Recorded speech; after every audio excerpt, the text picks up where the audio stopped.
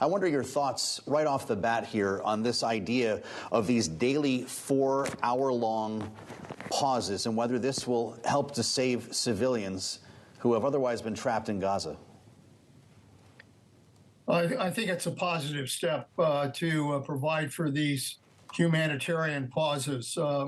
Whether or not they'll do it every day, who knows? Depends on what happens on the battlefield. But I think to at least provide for the ability to get humanitarian aid in, to be able to help those that have been injured and hurt in the battlefield, particularly the innocent Palestinians that have been hurt.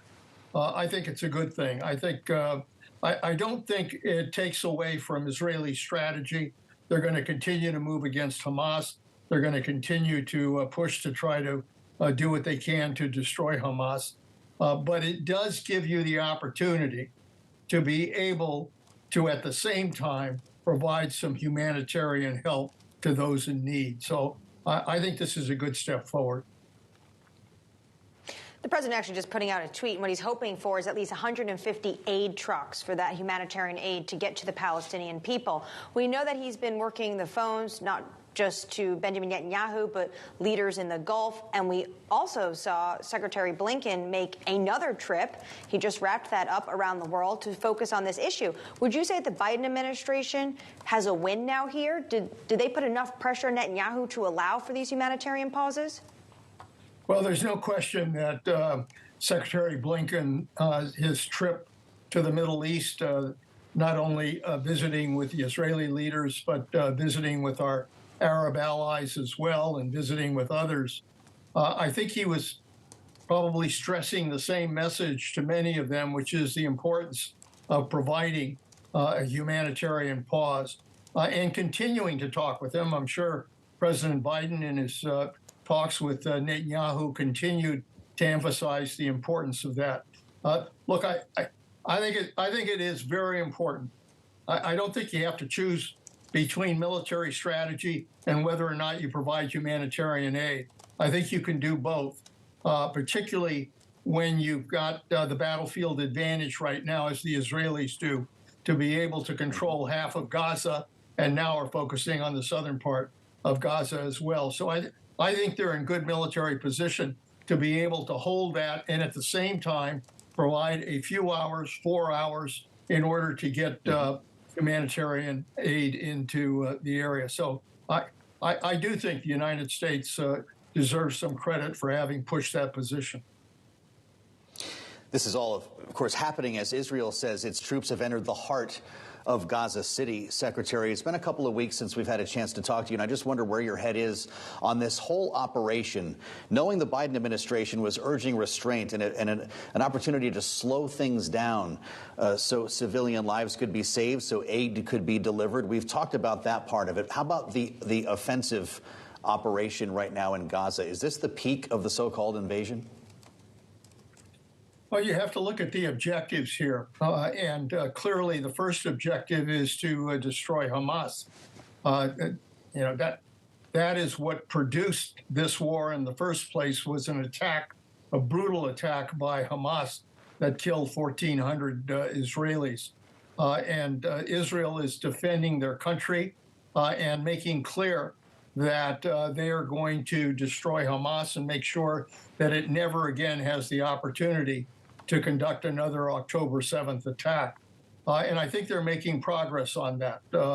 I think their move into Gaza has gone after tunnels, gone after Hamas leaders. And I think the next step is obviously targeting the south. I would recommend that they try to develop some better targeting to be able to determine where Hamas is located and be able to target those locations. I think good intelligence is absolutely essential at this point. It's going to take a few more months to be able to accomplish that goal, but clearly, right now, they have developed a good hold on Gaza. I think they are well positioned now to be able to ultimately move against whatever Hamas remains in the south. And in the end, that's what this war is about, the ability to destroy Hamas and make sure that they cannot attack Israel again. Well, Mr. Secretary, can we talk about what happens after Hamas is destroyed? The individuals I speak to, whether it's in the United States or in the Gulf, say that it's not just about a change in leadership in Gaza. Many want to see a stronger Palestinian Authority, maybe a successor to Mahmoud Abbas. But what about Netanyahu himself? Many say that he has to go in order for the next phase following this war. Do you agree?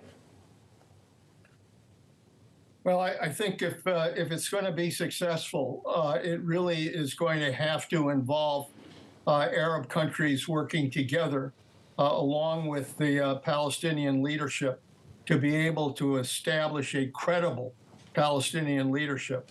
Unfortunately, Netanyahu never showed any interest in the two-state solution, did not support trying to bolster the Palestinians in that effort. And frankly, Netanyahu doesn't have credibility with regards to the ability to get the Palestinians to be able to govern themselves. And in addition to that, frankly, Abbas doesn't have much credibility as well, the head of the Palestinians in the West End. I think that if we're going to be able to achieve something after this war, it is really going to require the ability of the United States and our allies, our Arab allies, to be able to work together to try to strengthen the Palestinians, try to provide the leadership necessary, but also to provide security in that area to make sure that Hamas never again comes back. It's going to require all of those elements if we're going to be able to have a viable plan after.